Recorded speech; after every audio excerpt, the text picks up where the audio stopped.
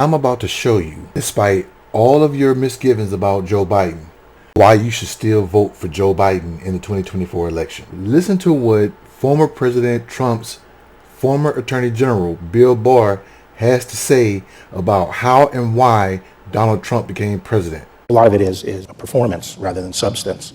And I think his basic gambit, what he saw, was the great dissatisfaction in a large portion of the Republican Party, or people who would be willing to vote Republican. And he has captured that, inflamed a lot of their anger and passions. I think a good leader has to be able to channel the frustrations and aspirations of the people in a constructive way, and take account of the fact that he's president of all the people, and ultimately we need some degree of unity. We're all in the same boat, and if we're going to not cut each other's throats, we have to figure out a way of muddling through. And someone who's constantly rolling around in the mud and fighting at the drop of a hat, and as sort of strictly in that mode, I'm worried about them getting us through. What he said was Donald Trump was able to capture that small minority of people that was disillusioned about voting for President Barack Obama, or just having a black man in office, that Donald Trump was able to capture that anger and bolster it with his pride and his brand and make a movement. And because he stayed in the mud, Bill Barr doesn't think a person like that should be president, because they will stay in the mud. It's not good, because once you get to where you're going to go as far as being a candidate for president, once you become president, you're president for everybody. And if you stay in the mud, like he said, you're not going to push this country through, like he said. Then he went and said this. Given two bad choices, I think it's my duty to pick the person I think would do the least harm to the country. And in my mind, that's I will vote the Republican ticket. I will support the Republican ticket. I think the real danger to the country, the real danger to democracy, as I say, is the progressive agenda. And while Trump, again, I said Trump may be playing Russian roulette, but continuation of the Biden administration is national suicide, in my opinion. He just gave you the lesser of two evils argument by saying that, hey, because we have this choice and because there are no other choices, mind you, there are a lot of other choices, but because there are no other choices, I'm going to go with the lesser of two evils.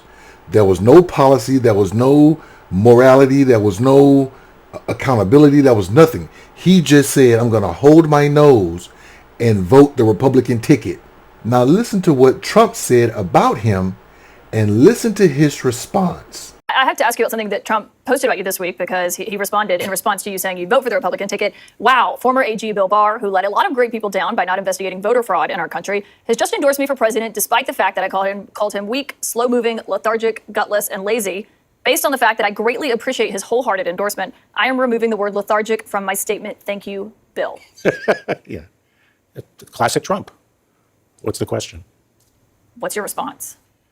Well, I mean, obviously, what I said was that I'm very disappointed that this country is stuck with this choice between two people. I don't think either of them should be president of the United States. But given that binary choice, I feel I have to choose Trump. What Bill Barr just did was pulled a Marco Rubio and a Rafael Cruz, where even when Donald Trump insults them to their face, he smiles and says, okay, Mr. Trump, which other cheek would you like me to kiss? This is what the Republican Party is doing.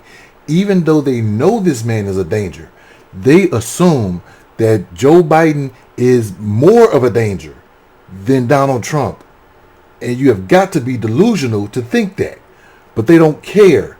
They will still vote this man in office, despite everything he did, despite everything he did not do, and despite everything he said and did to and about them. They will still hold their nose and vote for Donald Trump. So I'm telling Democrats, what you have to do is sit your ass down and Google all the good things that Joe Biden has done for this country and say to yourself, hey, get me out of it, and think about the country as a whole and say, you know what? Let's give this 157 plus year old man another 4 fucking years, because Donald Trump is going to burn this country down to stay in that office. And there are a lot of people that are supposed to be intellectuals that are going to agree and put him in that place, only to be close to that power. What do you think?